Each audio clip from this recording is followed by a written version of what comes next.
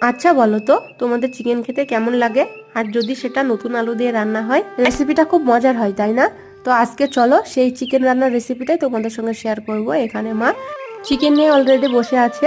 এইখানে প্রথমে কড়াইয়ের মধ্যে চিকেনগুলো দিয়ে দিয়েছে, তারপর টুকরো করা আলুগুলো দিয়ে দিয়েছে, আলুটা নতুন আলু।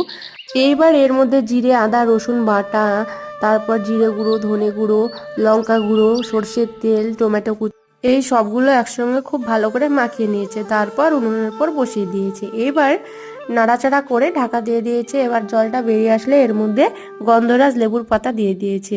এবার ধিমে আঁচে আস্তে আস্তে চিকেনগুলো খুব ভালো করে ঢাকা দিয়ে কষিয়ে নিতে হবে। কষানো হয়ে গেলে গ্রেভির জন্য সামান্য জল দিতে হবে। এবার জলটা ফুটে গেলেই রেডি। আর নামানোর আগে সামান্য একটু গরম মশলা গুঁড়ো আর ধনেপাতা কুচি ছিটিয়ে দিয়েছে, তাহলে রেডি। দেখো কালারটা কত সুন্দর এসেছে।